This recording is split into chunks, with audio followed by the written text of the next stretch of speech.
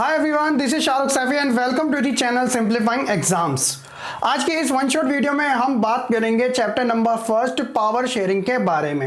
One of the most important lesson in civics book, जो कि exam point of view से हर बार एक question इसमें से आपसे जरूर पूछा जाता है। बड़ा ही इंटरेस्टिंग और इजी लेसन है जिसके अंदर बेसिकली हमें पावर शेयरिंग के कॉन्सेप्ट को अच्छे से समझना है। सो चलिए फिर बिना किसी देरी के साथ आज की इस वीडियो को हम शुरू कर लेते हैं। सो बेसिकली सबसे पहले अगर हम बात करें बच्चों पावर शेयरिंग को समझने की, तो नाम से पता चल रहा है कि कहीं ना कहीं पावर को शेयर किया जा रहा है। बेसिकली आप सिविक्स पढ़ रहे हो तो सिविक्स के अंदर जो इंपॉर्टेंट रोल है वो डेमोक्रेसी का रहता है। अब डेमोक्रेसी के अंदर जो पावर शेयरिंग है वो किस तरीके से एक्सप्लेन की जा सकती है उसे आप समझिएगा। Power sharing is a political arrangement in which different और opposing group all take part in government together. बड़ा ही सिंपल सा कॉन्सेप्ट है। अब इसे इंडिया के एग्जांपल से समझने की कोशिश करते हैं। इंडिया के अंदर डेमोक्रेसी है, ये बात हम अच्छे से जानते हैं। इंडिया के अंदर क्या बताइए कि जो पावर्स है वो सेंट्रलाइज है या फिर डिसेंट्रलाइज है? ऑब्वियसली डिसेंट्रलाइज है। यहां पर आपको centre, state and local level तक की गवर्नमेंट देखने को मिलते हैं जो कि डेमोक्रेसी के अंदर अपना रोल प्ले करती है। इससे हमें यह पता चलता है कि यहां पर तो भैया पावर को एक तरीके से शेयर किया गया। और इसके अलावा भी बच्चों डेली टर्म्स के अंदर भी हर एक फील्ड के अंदर आपको पावर शेयरिंग ही देखने को मिलेगी। आप बैंक ले लीजिएगा, हॉस्पिटल, स्कूल, यहां पर सभी में आपको टॉप टू बॉटम पैटर्न ही देखने को मिलता है। जैसे सीईओ हो गया, मैनेजर हो गया, एम्प्लॉय हो गए, ये सभी कैटेगरी में आपको कहीं ना कहीं ये पता चलता है कि पावर जो है वो शेयर की जाती है। और इस लेसन में आपको पावर शेयरिंग का कॉन्सेप्ट किन कंट्रीज के बिहाफ पर बताया गया है, तो वो है, एक है बेल्जियम और दूसरी है श्रीलंका। इन दोनों की केस स्टडी से आपको यह पता चलेगा क्या पावर शेयरिंग का जो कॉन्सेप्ट है अपनाना सही है या फिर गलत है। इन्हें एक सिलसिलेवार तरीके से समझने की कोशिश करते हैं। तो सबसे पहले बच्चों हम बात करेंगे चैप्टर के कंटेंट में कि आपको ओवरऑल पढ़ना तो पढ़ना क्या है। देखा जाए तो सबसे पहले बात की जा रही है, मेन जो हमारे दो फोकस पॉइंट वाले वो story of Belgium and story of Sri Lanka ही है। इसके अलावा जो श्रीलंका के अंदर मेजोरिटेरिज्म का कॉन्सेप्ट अपनाया गया था उसके बारे में बात करेंगे। देन उसके बाद हम एकोमोडेशन की बात करेंगे कि जो बेल्जियम ने किस तरीके से सिचुएशन को हैंडल कर रखा है। साथ ही पावर शेयरिंग डिजायरेबल है तो इसका क्या रीजन है, क्यों ये डिजायरेबल माने जाते हैं, और जो पावर शेयरिंग के डिफरेंट टाइप की जो फॉर्म्स है उनके बारे में हम समझने की कोशिश करेंगे। शुरुआत करते हैं बच्चों सबसे पहले बेल्जियम के साथ। तो बेल्जियम की केस स्टडी को समझने के लिए थोड़ी बहुत जानकारी आपको बेल्जियम के बारे में पता होना जरूरी है। देखा जाए तो ये वेस्टर्न यूरोप की एक स्मॉल कंट्री है जिसका जो बॉर्डर है वो आपको जर्मनी, नीदरलैंड और लग्जमबर्ग के साथ देखने को मिलेगा। आप मैप में भी देख सकते हो। इसके अलावा अगर हम इसकी पॉपुलेशन की बात करें तो आप कह सकते हो अप्रोक्स 1 करोड़ के समथिंग है, यानी कि जितनी हमारी हरियाणा की पॉपुलेशन है उसका हाफ आप मान सकते हो। और सबसे ज्यादा इंपॉर्टेंट है इसकी कैपिटल जो कि है ब्रुसेल्स। अब ब्रुसेल्स इसकी कैपिटल है, ये इंपॉर्टेंट क्यों है वो आपको आगे जानने को मिलेगा। सबसे पहले बात करते हैं बेल्जियम के एथनिक कॉम्पोजिशन के बारे में जो काफी ज्यादा कॉम्प्लेक्स माना जाता है। अब ये एथनिक होता क्या है, बड़ा ही सिंपल सी टर्म्स है, एक सोशल डिवीजन जो बेस्ड होता है शेयर्ड कल्चर पे। इसमें होता ये है कि people belonging to the same ethnic group believe in their common descent because of similarity और फिजिकल टाइप और अ कल्चर ऑफ बोथ। तो ये हमारा एथनिक कहलाता है। इसे एक एग्जांपल के तरीके हम समझने की कोशिश करते हैं इंडिया के पॉइंट ऑफ व्यू से। इंडिया का एक पार्ट है जो कि साउथ साइड में, साउथ इंडियन जो स्टेट्स है वो टोटल 5 है, जिसमें कर्नाटक, केरल, तमिलनाडु, तेलंगाना और आंध्र प्रदेश आते हैं। अगर आप यहाँ का एथनिक कॉम्पोजिशन देखोगे तो काफी ज्यादा आपको सिमिलैरिटीज देखने को मिलेगी। उनके ब्रीड से लेकर उनकी लैंग्वेज तक और उनके कल्चर तक बहुत ज्यादा सिमिलैरिटी देखने को हमें मिलती है। तो ये यहाँ का एथनिक कॉम्पोजिशन है।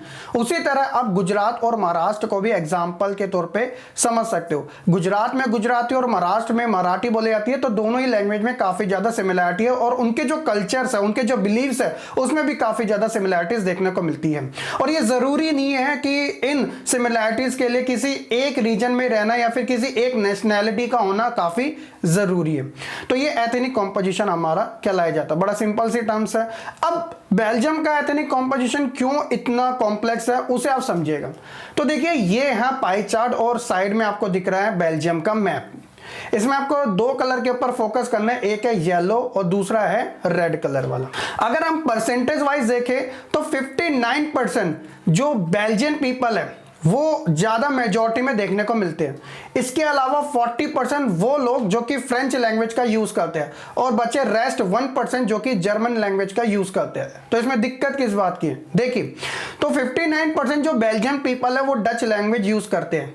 वो कौन से रीजन में रहते हैं, फ्लेमिश, जो आपको ये येलो कलर का देखने को मिल रहा है। इसके अलावा जो 40% है वो वेलियोनिया रीजन में रहते हैं जो कि रेड कलर का है, यानी कि ये वो है जो कि फ्रेंच लैंग्वेज का यूज करते हैं।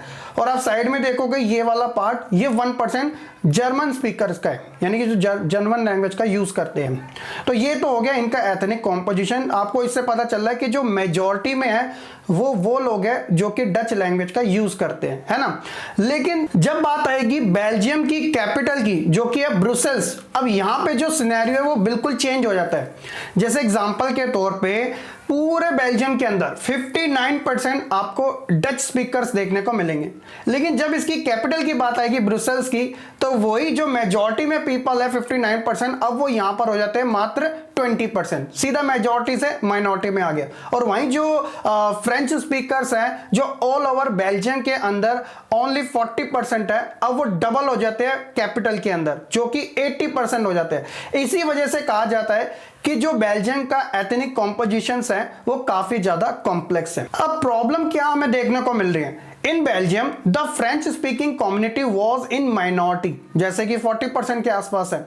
दे were economically and educationally more stable compare to the majority community that is Dutch community. कहने का मतलब कि जो फ्रेंच स्पीकर है वो एक तरीके से माइनॉरिटी में है, लेकिन अच्छी चीज उनके लिए ये है बेल्जियम के अंदर कि वो इकोनॉमिकली और एजुकेशनली मोर स्टेबल है as compare to Dutch communities से। During the 1950s and 1960 tension between the Dutch speaking and French speaking community created these differences. और 1950s एंड 60s के जो डिकेड के अंदर कुछ प्रॉब्लम्स भी क्रिएट हुई थी इन दोनों ही कम्युनिटी के बीच में, जहां पे जो डच कम्युनिटी पीपल है वो constitute a majority in a country but minority in the capital, कि जहां पे वो पूरे देश के अंदर मेजॉरिटी में तो है डच स्पीकर, लेकिन वो कैपिटल के अंदर माइनॉरिटी में आ जाते हैं। तो इन्हीं चीजों को सॉर्टेड करने के लिए आप कह सकते हो कि वहां की जो गवर्नमेंट थी ना, उन्होंने कॉन्स्टिट्यूशन के अंदर कुछ मेजर स्टेप लिए थे जिसमें उन्होंने अमेंडमेंट किए थे। वो अमेंडमेंट आपको जानना जरूरी है, वो कॉम्पोनेंट्स भी कहलाए जाते हैं। लेकिन उससे चीज को समझने से पहले सबसे पहले आपको एक और कंट्री की केस स्टडी को समझना होगा, तब जाके आप पावर शेयरिंग का कॉन्सेप्ट अच्छे से समझ सकोगे। तो यहां तक तो हो गया बेल्जियम के बारे में। सो यहां से बच्चों हम बात करते हैं श्रीलंका की केस स्टडी के बारे में। जैसा कि अभी हमने बेल्जियम के बारे में जाना था, अब श्रीलंका की बात की जाए, देखिए आप इंडिया का मैप लेने जाओगे, श्रीलंका का साथ में आ जाता है ना। साउथ साइड में बच्चों तमिलनाडु के जस्ट थोड़ी सी ही दूर पर आपको एक आइलैंड के तौर पे जो कंट्री देखने को मिलती है वो श्रीलंका है। Sri Lanka is an island nation just a few kilometers off southern coast of Tamil Nadu. It has about 2 crore population, about the same as a Haryana. जितनी हरियाणा की है उतनी ही इसकी है, बट जबकि हरियाणा एक स्टेट है और ये एक कंट्री है। Like other nation in south Asia, south Asia के अंदर कम से कम 7 से 9 कंट्रीज हमें देखने को मिलते हैं जो इंडिया के सभी नेबर कंट्रीज है, ठीक है। Sri Lanka has a diverse population, जिस तरीके से भारत में आपको डाइवर्स पॉपुलेशन देखने को मिलती है डिफरेंट टाइप के रिलीजन वाली, उसी तरह आपको श्रीलंका में भी देखने को मिलेगी। उतनी तो नहीं जितनी इंडिया में है, लेकिन देखने को जरूर मिलेगी, ठीक है। तो ये तो होगी श्रीलंका के बारे में छोटी सी जानकारी। अब हम बात करते हैं यहाँ के कॉम्पोजिशन के बारे में, इनकी पॉपुलेशन किस तरीके से डाइवर्स है सोशल ग्रुप्स में। नंबर 1, ये जो आप देख रहे हो ब्लू कलर का पाई, ये 74% आपको यहाँ पे सिन्हाला कम्युनिटीज देखने को मिलेगी, है ना। ऑल ओवर श्रीलंका के अंदर फुल मेजॉरिटी में आप कह सकते हो कि सिन्हाला कम्युनिटी के लोग ज्यादा रहते हैं।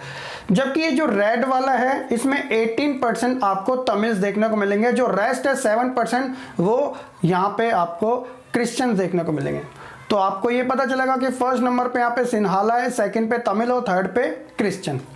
अगर हम रिलीजियस वाइज डिस्ट्रीब्यूशन की बात करें तो जो फुल मेजॉरिटी में सिन्हाला स्पीकर हैं वो बुद्धिस्ट रिलीजन को मानते हैं, जबकि 18% जो तमिल है वो आपको दो कैटेगरी में देखने को मिलेंगे, जिसमें 13% जो तमिल है वो नेटिव माने जाते हैं, यानी कि जो कि श्रीलंका में ही पैदा और वहीं रह रहे। लेकिन इसके अलावा 5% इंडियन तमिल भी आपको वहां पे देखने को मिलेंगे। ये वो तमिल है जब ब्रिटिशों का यहाँ पे इंडिया में रूल था कॉलोनियल पीरियड के समय, तो कुछ लोग जो थे तमिलनाडु से श्रीलंका में बगान की जो खेती करने गए थे तो वो वहीं रह गए, तो उनके जो फोर फादर थे वहीं रह गए। तो आज के समय ये 5% तमिल हमें ये देखने को मिलते हैं। ओवरऑल ये 18% है। इसके अलावा जो रेस्ट है वो 7% क्रिश्चियन है, जो कि तमिल और सिन्हाला दोनों लैंग्वेज का यूज करते हैं। तो ये रिलीजियस वाइज डिस्ट्रीब्यूशन है। इससे आपको ये पता चल रहा है कि नंबर 1 पे सिन्हाला हमें देखने को मिल रहे हैं। अगर हम बात करें श्रीलंका के बारे में, इनके मेजोरिटेरिज्म के कॉन्सेप्ट को, तो सबसे पहले आपको मेजोरिटेरिज्म का जो मीनिंग है वो समझना जरूरी है। तो क्या बात की गई है? A believe that the majority community should be able to rule a country in whichever way its wants by disregarding the wishes and needs of the minority. बड़ा सिंपल सा कॉन्सेप्ट है कि एक majority community should be able to rule a country, जो वो चाहती है, यहां तक कि वो जो माइनॉरिटी की जो विशेष है, जो उनके डिजायर है, जो उनकी नीड्स है, उन्हें चाहे वो नेग्लेक्ट कर ले, लेकिन वो सभी फेवर में बात होनी चाहिए जो मेजॉरिटी में, यानी कि सिन्हाला एक तरीके के। तो यही कॉन्सेप्ट तो श्रीलंका ने अडॉप्ट किया, जिसकी वजह से जो उसका परिणाम निकले वो उनके फेवर में नहीं थे। अब वो क्या था उन्हें आप समझिएगा। तो देखिए, मेजोरिटेरिज्म का जो श्रीलंका ने कॉन्सेप्ट अपनाया, तो कैसे कैसे इसकी शुरुआत हुई। श्रीलंका को इंडिपेंडेंस मिली थी बच्चों 1948 में, यानी कि आफ्टर अ ईयर आप कह सकते हो इंडिया की। The leader of Sinhala community sought to secure dominance over government of the majority. कहने का मतलब जिस तरीके से आफ्टर इंडिपेंडेंस इंडिया के अंदर डेमोक्रेसी जो थी वो स्टेबल रही, उसी तरह श्रीलंका भी इंडिया के ही एक नेबर कंट्री है जहां पे शुरुआत से हमें डेमोक्रेसी देखने को मिलती है। तो ये जो सिन्हाला कम्युनिटी थी ना, वो एक डेमोक्रेटिक तरीके से चुनकर आई थी। The democratically elected government adopted a series of majoritarian measures to establish Sinhala community. लेकिन उन्होंने गलती क्या कर दी कि उन्होंने मेजोरिटेरिज्म का कॉन्सेप्ट को अपना लिया। अब इससे फर्क क्या क्या पड़ा देखिए। तो ये है सिन्हाला गवर्नमेंट के बारे में। Sinhala was establish as the official language of Sri Lanka in 1956। After a year, कुछ समय बाद, इंडिपेंडेंस के 5 से 8 साल बाद, सिन्हाला लैंग्वेज को श्रीलंका की ऑफिशियल लैंग्वेज घोषित कर दिया गया था 1956 में। पहला चीज ये, the government policies favoured Sinhala people. जो भी गवर्नमेंट की पॉलिसीज थी वो सारी की सारी ज्यादातर फेवर में थी किसके? सिन्हाला पीपल्स के। And they got government job and good educational institute, यानी कि जो सिन्हाला कम्युनिटी से बिलोंग करते हैं उनको अच्छी से अच्छी गवर्नमेंट जॉब्स भी प्रोवाइड कराई जाएगी और एजुकेशनल इंस्टीट्यूट भी, ताकि उनका जो डोमिनेंस है वो फॉरएवर बना रहे। A new constitution was established for the protection and growth of Buddhism. एक नया कॉन्स्टिट्यूशन भी बनाया गया जिसके अंदर एक तरीके से वो लोग कौन थे जो बुद्धिज्म को फॉलो करते थे, सिन्हाला, तो उनके प्रोटेक्शन के लिए और साथ ही बुद्धिज्म के ग्रोथ के लिए कॉन्स्टिट्यूशन भी स्टैब्लिश किया गया था। सच एक्टिविटीज आइसोलेट श्रीलंकन तमिल्स। ये जितनी भी एक्टिविटीज थी वो जो श्रीलंका के तमिल थे उन्हें इनसे सेपरेट रखा गया था। अब ये तो वही बात होगी कि आप स्कूल जाओ और स्कूल में मैम पूरे सभी बच्चों को पढ़ा रही है, लेकिन गिने चुने 3-4 बच्चों को वो इग्नोर कर रही है, तो उन्हें ऐसा फील होगा कि ये तो हमारे साथ इनइक्वालिटी हो रही है। ठीक ऐसा ही फील श्रीलंकन तमिल्स को भी थी, जब सारी पॉलिसीज जो थी वो सिन्हाला कम्युनिटी के फेवर में जा रही थी और श्रीलंकन तमिल्स को इन सबसे सेपरेट रखा जा रहा था। Sri Lankan Tamils form parties and start struggle for establish Tamil as a official language. तो उन्होंने भी बोला कि देखो, अगर आपने सिन्हाला को ऑफिशियल लैंग्वेज बना दिया तो हमें कोई एक सेपरेट जगह दे दो और वहां की लैंग्वेज तमिल को ऑफिशियल घोषित कर दो। They demand equal education and employment opportunities. उन्होंने भी अपनी डिमांड रखना शुरू कर दी कि ठीक बात भी है कि भैया एजुकेशनल और एम्प्लॉयमेंट में हमें भी इक्वल अपॉर्चुनिटी दो, but Sinhala government denied this. लेकिन वही है कि सिन्हाला गवर्नमेंट ने तो मना कर दिया, भाई हम नहीं कर रहे, क्या कर लो क्या करोगे। By 1980s various political organisation were established in Sri Lanka and they started demanding an independent Tamil Eelam. In the northern and eastern part of country. तो छोटी छोटी आप कह सकते हैं पॉलिटिकल ऑर्गेनाइजेशन 1980s के डिकेड में स्टैब्लिश हुई और उनकी डिमांड क्या थी, एक इंडिपेंडेंट तमिल इल्म होना चाहिए, यानी कि जहां पे एक तरीके से तमिलों की ही ज्यादा बात की जाएगी। तो वो कौन सी जगह मांग रहे थे, northern and eastern part of country का, ठीक है, बिल्कुल टॉप साइड वाली, टॉप नॉच वाली। तो ये उनकी डिमांड थी। तो लेकिन वही है ना कि एक्सेप्ट तो हुई नहीं। तो अब जब एक्सेप्ट नहीं हुई तो इससे होगा क्या कि इसके कुछ परिणाम निकल के आएंगे कि हुआ क्या क्या था। देखिए, the distrust between the two communities turn into wide spread conflict. तो ये जो विवाद था दोनों ही कम्युनिटी के बीच में धीरे धीरे बढ़ता चले गया। It soon turn into a civil war, यानी कि अब देश में ही ये जो मोड़ था वो कहां पे चलेगा, बिल्कुल सिविल वॉर में, यानी कि गृह युद्ध में फंस गया। एज अ रिजल्ट इसका ये निकला कि thousand of people of both the communities have killed, बहुत से लोग फिर मारे गए। अब जब राइट्स होंगे तो कहीं ना कहीं तो प्रॉब्लम तो होगी, लोग भी मरेंगे, जो रिसोर्सेस है वो भी वेस्ट जाएंगे। The civil war has caused a terrible setback to social, cultural and economic life of country. It ended in 2009। इससे फर्क क्या पड़ा कि सोशली, कल्चरली और इकोनॉमिकली काफी ज्यादा नुकसान श्रीलंका को देखने को मिला। ये धीरे धीरे जो एंड हुआ सिविल वॉर 2009 के आसपास हुआ, वो भी इंटरफेयर करने से अदर कंट्रीज के, ठीक है। तो ये कुछ हमारे कॉन्सिक्वेंसेस निकल के सामने आए थे। तो होप्स हो कि बच्चों आपने श्रीलंका के मेजोरिटेरिज्म के कॉन्सेप्ट को अच्छे से समझ लिया होगा कि आपको ये पता चला कि उन्होंने पावर शेयरिंग को बिल्कुल भी नहीं अडॉप्ट किया, बल्कि वो सिंगल कम्युनिटी के ही फेवर में रहे, जिसका जो रिजल्ट सिविल वॉर के रूप में हमें देखने को मिला। लेकिन ये गलती बच्चों बेल्जियम ने नहीं करी। अब वो क्या नहीं करी और उन्होंने इनका क्या सॉल्यूशन निकाला, आप बेल्जियम के बारे में पढ़िएगा।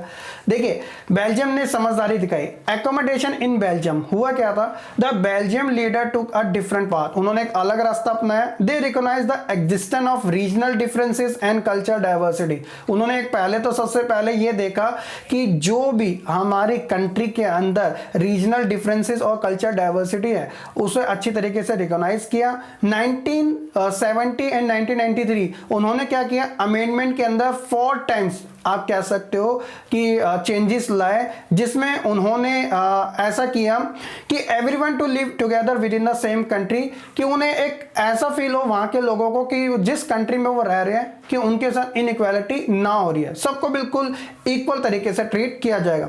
दे arrangement they worked out is different from any other country and is a very innovative, यानी उन्होंने वो स्टेप्स लिए जो कि अपने आप में काफी इनोवेटिव थे, जो कि हर एक कंट्री के करने की बस की बात नहीं है, क्योंकि इसका एथनिक कॉम्पोजिशन वेरी कॉम्प्लेक्स था, कभी भी कॉन्फ्लिक्ट हो सकता था किसी भी कम्युनिटीज के बीच में।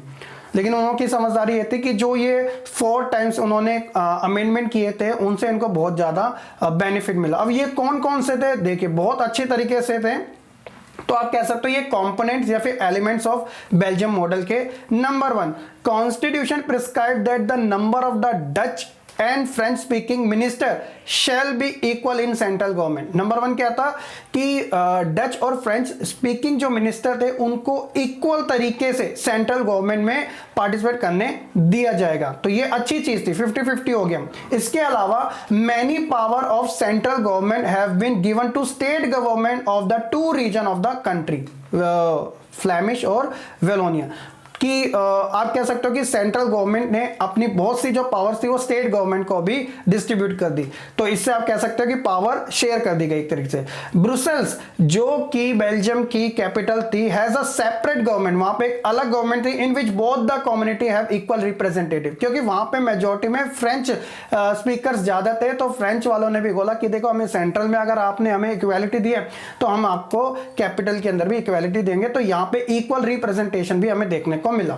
और इसके अलावा एक और था जो सबसे बेस्ट था, वो था there is also provision community government elected by the people belonging to one language community which has the power regarding cultural, educational and language related issues. यानी कि बेल्जियम के अंदर कम्युनिटी गवर्नमेंट जो कि खुद लोगों के द्वारा इलेक्ट की जाएगी, जो कि उनके जो भी कल्चर है, एजुकेशनल है, लैंग्वेज से रिलेटेड इश्यू है, उनके बारे में काम करेगी। जैसे कम्युनिटी गवर्नमेंट के बारे में अगर हम समझने की कोशिश करें, apart from the state and central government there is a third kind of government, या तीसरे लेवल की आप गवर्नमेंट कह सकते हो वहां पे। This is community government is elected by the people belonging to one language community, जैसे कि हमने बात करी, जैसे डच हो या फ्रेंच हो या फिर जर्मन स्पीकिंग हो, no matter where they live, कोई फर्क नहीं पड़ता कि पूरे बेल्जियम में वो कहां रह रहे हैं, लेकिन उनके फेवर में जरूर बात की जाएगी। This government has a power regarding cultural, educational and language related issue, कि भैया किसी को ऐसा फील ही ना हो कि भाई उसको ज्यादा मिल रहा है हमें कम मिल रहा है, ऐसा नहीं था। तो उन्होंने ये कम्युनिटी गवर्नमेंट भी बना दी। तो ये उनके कॉम्पोनेंट थे, उन्होंने इस तरीके से पावर शेयरिंग का जो मॉडल था वो अपना लिया। और आपको पता है बच्चों, जैसे श्रीलंका में सिविल वॉर हो गया था ना, ऐसा बेल्जियम में नहीं हुआ। एक डेमोक्रेटिक तरीके से बेल्जियम आज भी स्टेबल कंट्री मानी जाती है। ठीक है, तो ये तो सारी चीजें थी हमारे बेल्जियम मॉडल के बारे में। अब सवाल यहां पर आता है कि ये जो पावर शेयरिंग है वो डिजायरेबल क्यों है आखिरकार, इसे समझने की कोशिश कीजिएगा। देखिए, power sharing is a good because it help to reduce the possibility of conflict between social group. ये इसलिए डिजायरेबल है क्योंकि ये रिड्यूस करती है उन संभावनाओं को, उन पॉसिबिलिटीज को जिनकी वजह से सोशल ग्रुप के बीच में कॉन्फ्लिक्ट पैदा हो, जिसे हम आप कह सकते हो प्रूडेंशियल रीजन के नाम से जानते हैं। इसके अलावा आप मोरल रीजन को भी इसके अंदर जोड़ सकते हो, जिसमें होता क्या है कि इससे जो डेमोक्रेसी की जो स्पिरिट है वो बने रहती है, ताकि आने वाली जितनी भी गवर्नमेंट हो वो इन रूल्स को फॉलो कर सके और कभी भी ऐसे कॉन्फ्लिक्ट किसी भी सोशल ग्रुप में ना देखने को मिले। तो इसलिए आप कह सकते हो कि जो पावर शेयरिंग है वो डिजायरेबल मानी जाती है। नेक्स्ट है फॉर्म ऑफ पावर शेयरिंग, जो कि हमारा इस लेसन का लास्ट टॉपिक है। देखिए, for a long time it was believed that all the power of the government must reside in a person or a group of a person located at once place. पहले से ये बात माने जाते थे कि यह जो पावर है ना किसी एक व्यक्ति के हाथ में होनी चाहिए या फिर किसी एक ग्रुप के हाथ में होनी चाहिए। It was feel that if the power to decide is desperate it would not be possible to take quick decision and enforce them. अगर पावर को शेयर किया गया तो इससे होगा क्या कि जो भी क्विक डिसीजन होंगे वो एक तरीके से नहीं लिए जाएंगे और इसके अलावा उनको एनफोर्स भी नहीं किया जाएगा। मतलब वेट करना पड़ेगा बहुत ज़्यादा। वो होता है ना कि डिस्कशन होगा, डिबेट्स होगी, हर चीज़ में कभी भी हम नतीजे पे नहीं पहुंच पाएंगे, ऐसा फील किया जाता था पहले के टाइम पे। लेकिन वही है ना कि चेंजेस तो आना ही है ना। But this notion have change with emergence of democracy. जैसे जैसे डेमोक्रेसी एमर्ज होती रही, इन सभी ओल्ड थॉट्स के अंदर अभी हमें चेंजेस देखने को मिला। One basic principle of democracy is that people are the source of all political power. Democracy की सबसे अच्छी खास बात यह है कि यहाँ पे जो लोग हैं, आम जनता जो है, वो असली किंग कहलाए जाते हैं। In a democracy people rule themselves. Democracy में होता क्या कि रूल जो होते हैं ना, जो पीपल खुद अपने ऊपर लेते हैं। बस फर्क सिर्फ इतना है कि वो अपना रिप्रेजेंटेटिव को चूज करते हैं, जो कि एक लिमिटेड टाइम के लिए होता है, जो उन्हीं के फेवर में बात करेगा। इससे हमें यह पता चलता है कि डेमोक्रेसी के अंदर जो लोगों के व्यूज है, उनकी जो वॉइस है, उनके जो डिसीजन है, उनका जो चॉइसेस है, उनकी अवेयरनेस, ये काफ़ी ज़्यादा मैटर करती है। आपने 9th क्लास में अब्राहम लिंकन की डेमोक्रेसी को लेकर जो डेफिनेशन थी वो ज़रूर आपको याद होगी, जिसमें उन्होंने बात की थी कि democracy is of the people, bye the people and for the people. यानी कि जनता का, जनता के लिए और जनता द्वारा बनाया गया जो शासन है वो डेमोक्रेसी यानी कि लोकतंत्र है। तो ये सारी फॉर्म्स है पावर शेयरिंग की। तो इसे हम एक एक करके समझने की कोशिश करते हैं। सबसे पहले हम बात करेंगे हॉरिजॉन्टल डिस्ट्रीब्यूशन में। अब हॉरिजॉन्टल तो कुछ ऐसा होता है फ्लैट बिल्कुल। अब इसमें क्या होता है कि power is shared among different organ of government. अब गवर्नमेंट के ऑर्गन 3 टाइप के हैं। हमारे इंडिया के अंदर तो हम ऐसे ही जानते हैं, जैसे legislature, executive and judiciary. India का एग्जांपल लिया गया। तो लेजिस्लेचर कौन है? जो कि लॉ को बना रहे हैं। एग्जीक्यूटिव उस लॉ को आगे एग्जीक्यूट किया जा रहा है। और जुडिशरी यानी कि अगर किसी भी टाइप की अनफेयर एक्टिविटी हो रही है तो जो उसका सॉल्यूशन है वो जुडिशरी के थ्रू हमें देखने को मिलता है। तो हॉरिजॉन्टल डिस्ट्रीब्यूशन तो इंडिया जैसे कंट्री के अंदर हमें देखने को मिलता है। तो ये एक पावर शेयरिंग है, सबके अपने अपने अलग अलग काम है। वर्टिकल डिस्ट्रीब्यूशन जिसमें टॉप टू बॉटम अप्रोच हमें देखने को मिलती है। तो इसमें होता क्या है कि power can be shared among government at different level. A general government for entire country, ये वैसे भी इंडिया में भी कॉन्सेप्ट देखने को मिलता है, लेकिन हम यूएसए के एग्जाम्पल से समझेंगे।